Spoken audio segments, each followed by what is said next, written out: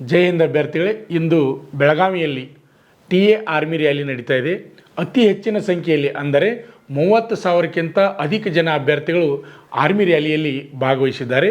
ಅತಿ ಹೆಚ್ಚಿನ ಸಂಖ್ಯೆಯಲ್ಲಿ ಅಭ್ಯರ್ಥಿಗಳು ಭಾಗವಹಿಸುವುದರಿಂದ ಅಲ್ಲಿ ಭಾರಿ ನೂಕುನುಗ್ಗಲು ಉಂಟಾಗಿ ಒಬ್ಬ ಅಭ್ಯರ್ಥಿ ಮೇಲೆ ಮತ್ತೊಬ್ಬರು ಅಭ್ಯರ್ಥಿ ಬೀಳೋದು, ಒಮ್ಮೆ ಎಲ್ಲರೂ ಓಡಿ ಹೋಗೋದು, ಆಮೇಲೆ ಕೂಡ್ರೋದು, ಈ ರೀತಿ ಮಾಡೋದು. ಅದೇ ರೀತಿಯಾಗಿ ನೆಕ್ಸ್ಟ್ ಏನಪ್ಪ ಅಂದರೆ ಅಭ್ಯರ್ಥಿಗಳ ತಳ್ಳಾಟ ಮತ್ತು ನೂಕಾಟ ಮಾಡೋದರಿಂದ ಅಭ್ಯರ್ಥಿಗಳು ಒಬ್ರಿಗೊಬ್ರು ಏನಾಗಿದೆ ಅಂದ್ರೆ ಕೆಲವೊಂದು ಪೆಟ್ಟುಗಳನ್ನು ಸಹಿತ ಹಚ್ಚಿಕೊಂಡಿದ್ದಾರೆ. ಅಷ್ಟೇ ಅಲ್ಲದೆ ಆ ಅಭ್ಯರ್ಥಿಗಳನ್ನ ಕಂಟ್ರೋಲ್ ಮಾಡೋ ಸಲುವಾಗಿ ಆರ್ಮಿಯವರು ಮತ್ತು ಆ ಪೊಲೀಸ್ ಇಲಾಖೆಯವರು ಸಾಕಷ್ಟು ಹರಸಾಹಸವನ್ನು ಮಾಡಬೇಕಾಯಿತು. ಅಭ್ಯರ್ಥಿಗಳು ಇಲ್ಲಿ ವಿದ್ಯಾರ್ಥಿಗಳದ್ದು ತಪ್ಪು ಅನ್ನಲಿಕ್ಕೆ ಬರ್ತಾ ಇಲ್ಲ, ಅದೇ ರೀತಿಯಾಗಿ ಪೊಲೀಸು ಮತ್ತು ಆರ್ಮಿಯವ್ರಿಗೂ ತಪ್ಪು ಅನ್ನಕ್ಕೆ ಬರೋಂಗಿಲ್ಲ. ಯಾಕಂದ್ರೆ ಸುಮಾರು 30,000 ಜನ ಕೂಡಿರೋದ್ರಿಂದ ಅಲ್ಲಿ ಕಂಟ್ರೋಲ್ ಮಾಡಲಿಕ್ಕೆ ಆಗ್ತಾಯಿಲ್ಲ. ಎಲ್ಲರೂ ಯಂಗ್ ಸ್ಟಾರ್ ಅಭ್ಯರ್ಥಿಗಳು ಇರೋದ್ರಿಂದ ನಾ ಮುಂದು ಅಂತೇಳಿ ನಂಬರ್ ಹಚ್ಚಕ್ಕೆ ಹೋಗಿ ಅಲ್ಲಿ ಏನಾಗಿದೆಪ್ಪ ಅಂದ್ರೆ ನುಗ್ಗಲು ಸ್ಟಾರ್ಟ್ ಆಗಿದೆ. ಅದೇ ರೀತಿಯಾಗಿ ತಳ್ಳಾಟ ಸಹಿತ ಸ್ಟಾರ್ಟ್ ಆಗಿದೆ. ಅಂದ್ರೆ ಮುಂದೆ ಓಡಿ ಹೋಗೋದು ಕುಡ್ರೋದು, ಮುಂದೆ ಓಡಿ ಹೋಗೋದು ಕುಡ್ರೋದು, ಈ ರೀತಿ ಅಭ್ಯರ್ಥಿಗಳಲ್ಲಿ ನಂಬರ್ ಹಚ್ಚೋ ಸಲುವಾಗಿ ಓಡ್ತಾ ಇರ್ತಾರೆ. ಅಂಥ ಸಮಯದಲ್ಲಿ ಅಲ್ಲಿ ಪೊಲೀಸರು ಮತ್ತು ಆರ್ಮಿಯವರು ಅನಿವಾರ್ಯವಾಗಿ ಅಲ್ಲಿ ಕಂಟ್ರೋಲ್ ಮಾಡಲಿಕ್ಕೆ ಅವರು ಸಹಿತ ಹರಸಾಹಸವನ್ನು ಮಾಡಿದ್ದಾರೆ. ಅದೇ ರೀತಿಯಾಗಿ ಇವತ್ತು ಕಂಟ್ರೋಲ್ ಮಾಡೋದು ಭಾಳ ಅಂದರೆ ಭಾಳ ಕಷ್ಟ ಆಗಿದೆ.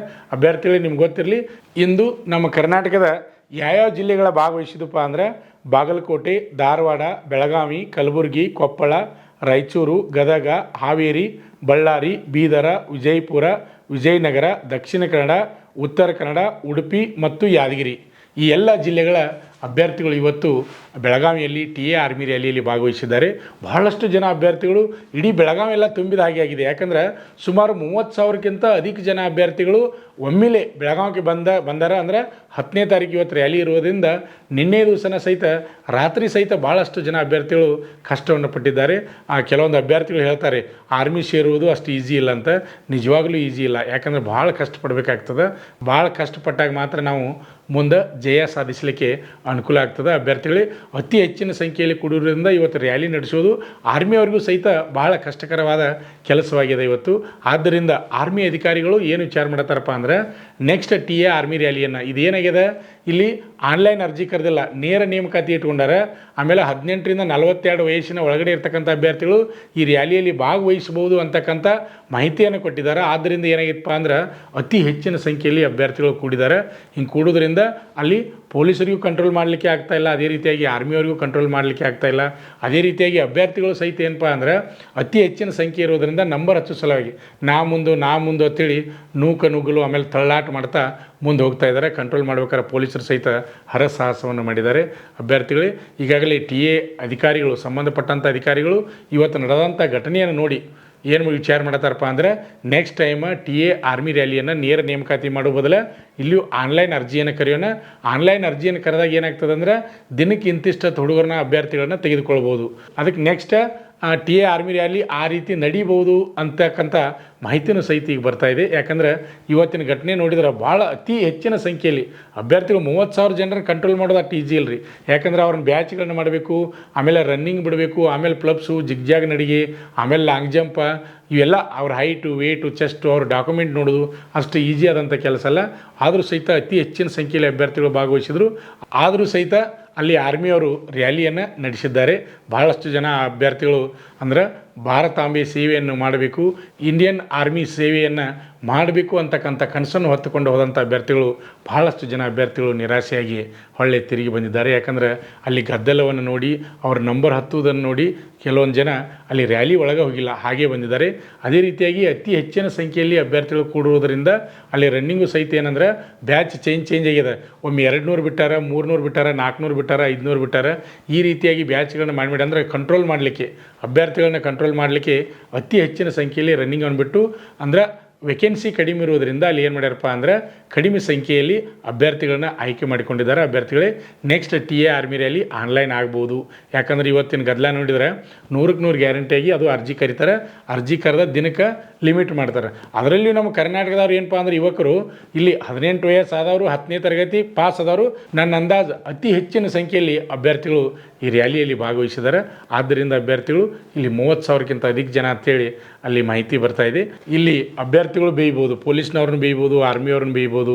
ಯಾಕಂದರೆ ಅಲ್ಲಿ ಕಂಟ್ರೋಲ್ ಮಾಡಲಿಕ್ಕೆ ಆಗ್ತಾಯಿಲ್ಲ, ಅವರಿಗೆ ಕಂಟ್ರೋಲ್ ಮಾಡಲಿಕ್ಕೆ ಆಗ್ತಾಯಿಲ್ಲ. ಅದನ್ನು ಮಾಡೋದ್ರಿಂದ ಅನಿವಾರ್ಯ ಆಗಿಬಿಟ್ಟದ ಅವ್ರಿಗೆ, ಆರ್ಮಿಯವ್ರಿಗೂ ಪೊಲೀಸ್ನವ್ರಿಗೂ. ಅದೇ ರೀತಿಯಾಗಿ ಆರ್ಮಿ ಸೇರಬೇಕು ಅಂತಕ್ಕಂಥ ಕನಸನ್ನು ಹೊತ್ತುಕೊಂಡು ಹೋದಂಥ ಅಭ್ಯರ್ಥಿಗಳು ಸಹಿತ ಭಾಳ ಮನಸ್ಸಿಗೆ ಬೇಜಾರಾಗಿದೆ. ಯಾಕಂದ್ರೆ ಅತಿ ಹೆಚ್ಚಿನ ಸಂಖ್ಯೆಯಲ್ಲಿ ಸೇರುವುದರಿಂದ ಅಲ್ಲಿ ಸರಿಯಾಗಿ ನಂಬರ್ ಹಚ್ಚಲಿಕ್ಕೆ ಆಗಿರ್ಬೋದು ಅಥವಾ ರನ್ನಿಂಗ್ ಮಾಡಲಿಕ್ಕೆ ಆಗಿರ್ಬೋದು, ಪ್ರತಿಯೊಂದು ತೊಂದರೆ ಆಗ್ಯದ. ಅಭ್ಯರ್ಥಿಗಳೇ 2018ರಿಂದ 2024ಕ್ಕೆ ಸ್ಟಾರ್ಟ್ ಮಾಡ್ಯಾರ. ಅಲ್ಲಿಂದ ಸ್ಟಾಪ್ ಇತ್ತು, ಆದ್ದರಿಂದ ಅತಿ ಹೆಚ್ಚಿನ ಸಂಖ್ಯೆಯಲ್ಲಿ ಅಭ್ಯರ್ಥಿಗಳು ಕೂಡಿದ್ದಾರೆ. ನೆಕ್ಸ್ಟ್ ಟೈಮ್ ಆನ್ಲೈನ್ ಅರ್ಜಿ ಮಾಡಿಕೊಂಡು ಆಮೇಲೆ ದಿನಕ್ಕೆ ಲಿಮಿಟ್ ಮಾಡ್ಕೊಂಡ್ರಪ್ಪ ಅಂದ್ರೆ ಅವಾಗ ಏನಾಗ್ತದೆ ಅಂದ್ರೆ ಆರಾಮಾಗಿ ನೀವು ರ್ಯಾಲಿಯನ್ನು ಸೇರುವಂಥ ಅವಕಾಶ ಸಿಗ್ತದೆ. ಅದೇ ರೀತಿಯಾಗಿ ನಮ್ಮ ಕರ್ನಾಟಕದಲ್ಲಿಯೇ ರ್ಯಾಲಿ ನಡೆಯುವುದರಿಂದ ಅತಿ ಹೆಚ್ಚಿನ ಸಂಖ್ಯೆಯಲ್ಲಿ ಅಭ್ಯರ್ಥಿಗಳು ಸೇರಿದ್ದಾರೆ. ಅಭ್ಯರ್ಥಿಗಳೇ ನೆಕ್ಸ್ಟ್ ಯಾರ್ದು ಆಗಿಲ್ಲ ದಯವಿಟ್ಟು ಬೇಜಾರು ಮಾಡ್ಕೋಬೇಡಿ. ನೆಕ್ಸ್ಟ್ ಮತ್ತೆ ಮುಂದಿನ ರ್ಯಾಲಿಗಾಗಿ ಕಾಯ್ತಾ ಇರಿ. ಜೈ ಹಿಂದ್. ಆತ್ಮೀಯ ವೀಕ್ಷಕರೇ, ನಮ್ಮಲ್ಲಿ SSC GD, ಅಗ್ನಿವೀರ, ಆರ್ಮಿ ಮತ್ತು RPF ಹುದ್ದೆಗಳಿಗೆ ಪುರುಷ ಹಾಗೂ ಮಹಿಳಾ ಅಭ್ಯರ್ಥಿಗಳಿಗೆ ಪೂರ್ವಭಾವಿಯಾಗಿ ದೈಹಿಕ ಮತ್ತು ಲಿಖಿತ ಪರೀಕ್ಷೆಯ ತರಬೇತಿ ಕೊಡಲಾಗುವುದು. ಪ್ರವೇಶಗಳು ಪ್ರಾರಂಭವಾಗಿವೆ. ಅಭ್ಯರ್ಥಿಗಳಿಗೆ ನಾವೊಂದು ಚಾಲೆಂಜನ್ನು ಮಾಡ್ತಾ ಇದ್ದೀವಿ. ಅಭ್ಯರ್ಥಿಗಳೇ, ನಮ್ಮ ಸಂಸ್ಥೆಗೆ ನೀವು ತರಬೇತಿ ಬಂದು 3 ತಿಂಗಳು ತರಬೇತಿಯನ್ನು ಪಡೆದು ನೀವೇನಾದರೂ ಫೇಲ್ ಆದರೆ ಕೋಚಿಂಗ್ ಫೀಸನ್ನು ವಾಪಸ್ ನೀಡುತ್ತೇವೆ. ಆದರೆ ನೀವು ಏನು ಮಾಡಬೇಕಪ್ಪ ಅಂದ್ರೆ ಪ್ರತಿಯೊಂದು ಪೀರಿಯಡ್ಗೆ ಕಂಪಲ್ಸರಿಯಾಗಿ ಪೀರಿಯಡ್ಗೆ ನೀವು ಅಟೆಂಡ್ ಆಗಬೇಕು. ಅಂಥ ಅಭ್ಯರ್ಥಿಗಳಿಗೆ ಮಾತ್ರ ಈ ಚಾಲೆಂಜ್ ಅನ್ವಯಿಸುವುದು.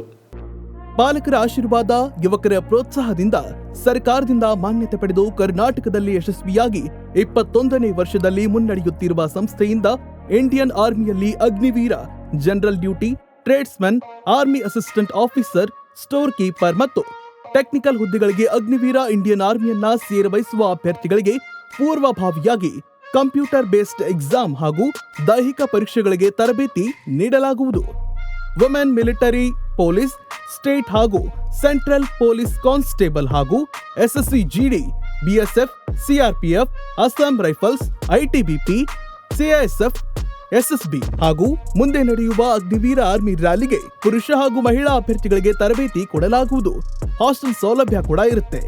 ಸಂಪರ್ಕಿಸಿ ಶ್ರೀ ಮಂಜುನಾಥ ಸೈನಿಕ ತರಬೇತಿ ಕೇಂದ್ರ, ಮೂಡಲ್ಗಿ, ತಾಲೂಕು ಮೂಡಲ್ಗಿ, ಜಿಲ್ಲೆ ಬೆಳಗಾವಿ, ರಾಜ್ಯ ಕರ್ನಾಟಕ. ಪ್ರವೇಶ ಪ್ರಾರಂಭವಾಗಿದೆ.